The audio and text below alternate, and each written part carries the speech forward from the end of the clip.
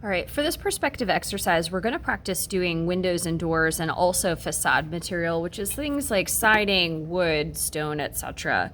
And we're going to practice using both vanishing points. Okay, so this is a 2-point perspective drawing. We're seeing the building from the corner, which means left side recedes in space to the left, and then the right-hand side recedes in space to the right. Okay, one of the biggest mistakes that students do or students make when they are creating a 2-point perspective structure is a lot of times they will start by adding windows. Okay, so this just gives you a little example real quick. They will add windows, okay, and also the window panes that look like this, okay, and they'll add a window or door, okay, on a 2-point perspective structure that looks like this, okay?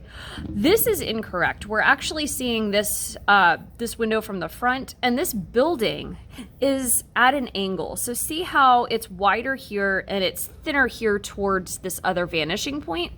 We need to make the window at the same angle as the side of the house. And how do we do that? We do that through the use of the vanishing point, okay? So if you're drawing windows from the front like this, just get in the habit of, if you're drawing on the left side, it goes to the left vanishing point. If you're drawing on the right side, it goes to the right vanishing point, okay? And I think you'll see what I mean in just a moment, okay? We are going to start by adding a window on the left-hand side. So sketch this along with me. I'm going to line up my ruler with the side here, and I'm going to start my window, I don't know, maybe right about here. And I am going to take the top and bottom of this window to the left-hand vanishing point because it's on the left. Okay. Now on this window, I also created a little notch for what is called a window pane. So window pane kind of holds pieces of glass together. Okay. That window pane line also has to use the vanishing point. Okay. So I'm going to line up my ruler here, shift it over for the vertical and shift it over for the vertical. Okay. And I will erase any lines I do not need. Okay. So this is a window that's drawn using the vanishing point, okay? And so this window is at the same angle as the wall, okay? So see how it's larger here, smaller here, this is larger here, smaller here, okay? The other thing I can go ahead and do is add windows. I'm gonna add some windows and a door on my right-hand side. I'm gonna start by creating a series of windows. I'm gonna start by line closest to the corner. Okay, so let's say I want windows about the same size on this side, okay? And let's say I want a window pane, okay? Let's say I also want windows, a whole bunch of windows that are all at the same height, okay? I'll share with you right now how to do that. Because this is on the right-hand side, I'm going to take this to the right-hand vanishing point. So think the top, okay, the window pane line. You'll notice I'm drawing the orthogonals really long. I'll talk about that in a moment. And the bottom. Okay, so see how I have these orthogonals that are really long? It looks like one giant window. Okay, what I'm going to do from here, let's say I want to make, I don't know, 2 smaller windows from these orthogonals. I'm going to take my ruler, line it up, shift it over to do the line for the window pane. Okay, I'm going to create the spacing between the windows. I'm going to erase this. Shift it over. And the window. Space between the window.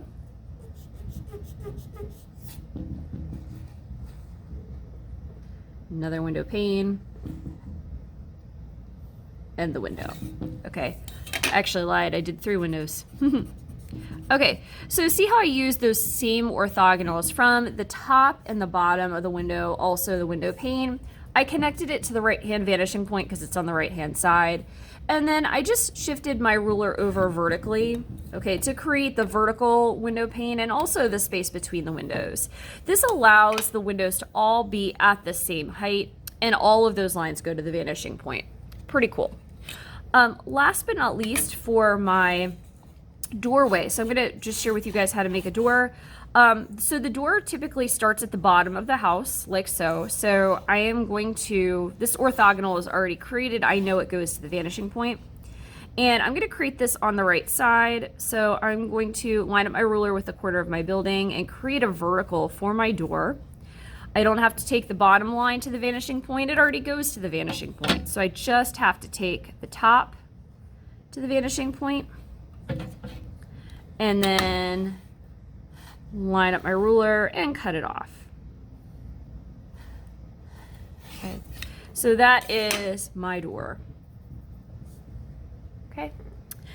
Last but not least, we're going to do some series of siding, I would say, behind these windows and doors. So let's say you have aluminum siding on your house, maybe vinyl siding, just depending, not sure. What we're going to do is that siding is actually going to go on both sides of the house. What we're going to do is, using the corner here, I'm going to create a series of notches that are evenly spaced. Okay, so something that looks like this is good. Okay, so I did these dots incrementally. And what I'm going to do is line up my ruler with each of these dots. Okay, if it's on the left-hand side, I'm going to take it to the left vanishing point. Okay, and so what will happen is, if you use the vanishing point, your ruler, okay, before I trace it, I want you to watch me for just a moment. Your ruler will adjust each time. Okay, so see how at the beginning, when I line up this point with the vanishing point, my ruler is angled down toward the left-hand vanishing point. As I use those other notches, see how in the middle, my ruler's almost straight across, okay, lined up with the vanishing point. As I go further down, you'll notice that the bottom notches, the ruler angles up, okay, based on the left-hand vanishing point. Okay, so the angle of the siding changes because, remember, this side of the building is at an angle. Okay, so I'm going to line up each of these notches with my vanishing point.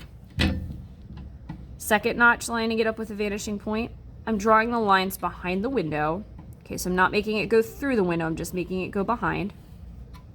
And for each notch, I'm adjusting my ruler. So I'm lining it up with each notch and the left-hand vanishing point because it's on the left side each time. Okay, so this is what the siding looks like on my left-hand structure. Okay, left-hand side of my structure.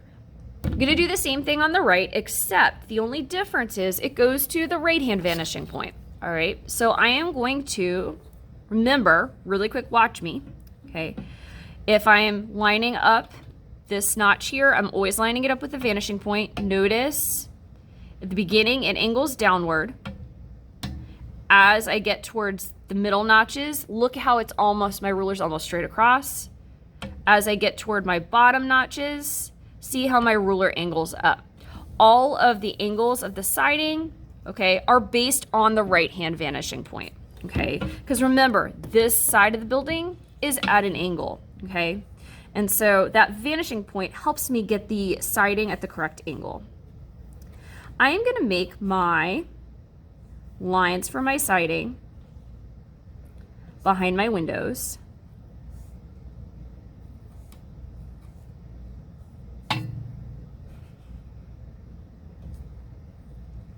And notice how I'm changing the angle of my ruler. Oops.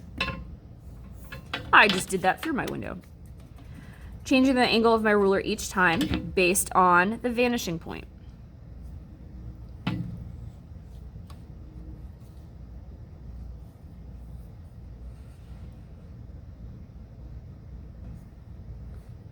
So now I'm almost straight across based on the vanishing point. I'm going to line up this notch with the right-hand vanishing point.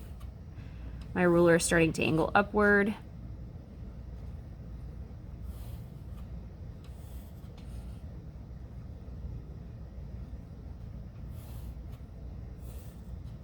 All right. And at the bottom, really angled upward. So this is what I have for my building, for my windows and my doors in my siding. Okay, using both vanishing points. Okay, remember, if something's on the left, you're gonna take it to the left vanishing point. If something's on the right, you're gonna take it to the right-hand vanishing point.